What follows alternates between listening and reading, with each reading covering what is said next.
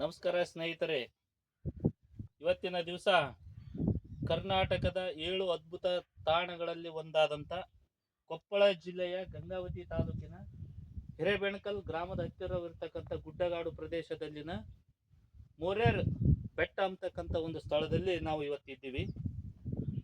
ಈ ಜಾಗದ ವಿಶೇಷ ಏನಪ್ಪಾ ಅಂತಂದ್ರೆ, ಇಲ್ಲಿರುವ ಉಲ್ಲೇಖಗಳ ಪ್ರಕಾರ 2000 ವರ್ಷಗಳ ಹಿಂದೆ ಈ ಜಾಗದಲ್ಲಿ ಮೋರೇರ್ ಅಂತಕ್ಕಂಥ ಒಂದು ಕುಬ್ಜ ಜನಾಂಗ ವಾಸ ಇತ್ತು.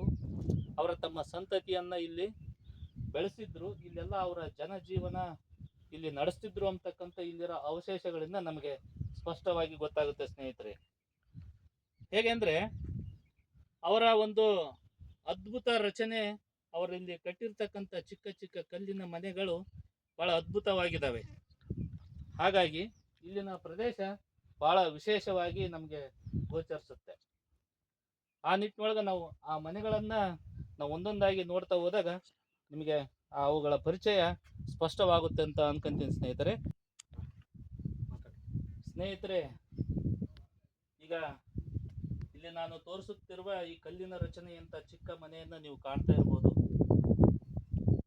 ಒಂದು ಅಂದಾಜಿನ ಪ್ರಕಾರ ಈ ಮೋರೇರ್ ಜನಾಂಗದ ಕುಬ್ಜ ಜನಾಂಗ ಅಂತ ಹೇಳಿದ್ವಲ್ಲ, ಅವರು ಸಾಮಾನ್ಯವಾಗಿ ನಮ್ಮ ಒಂದು ಊಹೆಗೆ ಪ್ರಕಾರ ಅಂದ್ರೆ ಅವರು 2 ರಿಂದ 3 ಫೀಟ್ ಹೈಟ್ ಇರ್ಬೋದಂತ ಒಂದು ನಮ್ಮ ಕಲ್ಪನೆ. ಹೇಗೆಂದ್ರೆ, ಅವ್ರು ಕಟ್ಟಿರ್ತಕ್ಕಂಥ ಸಣ್ಣ ಪುಟ್ಟ ಮನೆಗಳು ಅವರ ಒಂದು ದೈಹಿಕ ಸ್ಥಿತಿ ಹೇಗಿತ್ತು ಅನ್ನೋದು ಗೊತ್ತಾಗುತ್ತೆ ನಿಮ್ಗೆ. ಇಲ್ಲೊಂದು ರಚನೆಯನ್ನ ತೋರಿಸ್ತೀನಿ. ಅವ್ರು ಕಟ್ಟಿರ್ತಕ್ಕಂಥ ಈ ಮನೆಯ ಈ ಭಾಗದಲ್ಲಿ ಇರ್ತಕ್ಕಂಥ ನೀವು ಕಿಂಡಿಯನ್ನು ಗಮನಿಸಿದಾಗ ಆ ಮೋರೇರ್ ಜನಾಂಗ, ಕುಬ್ಜ ಜನಾಂಗದವರು ಈ ಮೋರಿಯಲ್ಲಿ ಹೋಗಿ ಬರ್ಲಿಕ್ಕೆ ಮಾಡ್ಕೊಂಡಿರ್ತಕ್ಕಂಥ ವ್ಯವಸ್ಥೆ ಅಂತ ನಮ್ಗೆ ಗೊತ್ತಾಗುತ್ತೆ. ಹೇಗೆಂದ್ರೆ, ಈ ಚಿಕ್ಕ ಕಿಂಡಿಯಲ್ಲಿ ಅವ್ರು ಹೋಗಿ ಬರ್ತಿದ್ರು ಅಂದ್ರೆ ಅವ್ರು ಎಷ್ಟು ಕುಬ್ಜರಿದ್ರು ಅನ್ನೋದು ಇದರಿಂದ ಗೊತ್ತಾಗುತ್ತೆ. ಈಗ ನೀವು ಎಲ್ಲ ಕಾಣ್ತಾ ಇರ್ಬೋದು, ಈ ಮನೆಗಳ ಸಮೂಹಗಳನ್ನು ನೋಡಿದಾಗ ಅವ್ರು ಎಷ್ಟೊಂದು ಅದ್ಭುತವಾಗಿ ಈ ಬಂಡೆಗಲ್ಲಿನಿಂದ, ದೊಡ್ಡ ದೊಡ್ಡ ಕಲ್ಲುಗಳಿಂದ, ಬಂಡೆಗಳಿಂದ ಮನೆಗಳನ್ನು ರಚನೆ ಮಾಡಿದ್ದಾರೆ. ಹಾಗಾಗಿ ಅವರ ಒಂದು ಶಕ್ತಿ ಸಾಮರ್ಥ್ಯ ಹೇಗಿತ್ತು ಅನ್ನೋದು ಕೂಡ ಅವರ ಈ ಒಂದು ಕಲ್ಲಿನ ಮನೆಯ ರಚನೆಯಿಂದ ನಮ್ಗೆ ಗೊತ್ತಾಗುತ್ತೆ. ಅಷ್ಟೊಂದು ಚಿಕ್ಕ ಇದ್ದಂಥವ್ರು ಇವನ್ನೆಲ್ಲ ಹೇಗೆ ಕಟ್ಟಿದ್ರು, ಇವನ್ನೆಲ್ಲ ಹೆಂಗೆ ನಿಲ್ಸಿದ್ರು ಅನ್ನೋದು ಇವತ್ತಿಗೆ ನಮಗೂ ಪ್ರಶ್ನೆ. ಆದ್ರೆ ಅವರ ಒಂದು ಈ ಮನೆ ಕಟ್ಟುವ ಒಂದು ಕೌಶಲ್ಯ, ಆ ಒಂದು ರಚನೆಯ ವಿಧಾನ ಇವತ್ತಿನ ಟೆಕ್ನಾಲಜಿಯನ್ನ ಮೀರಿಸುವಂಥದ್ದಂದ್ರೂ ತಪ್ಪಾಗಲ್ಲ ಸ್ನೇಹಿತರೆ.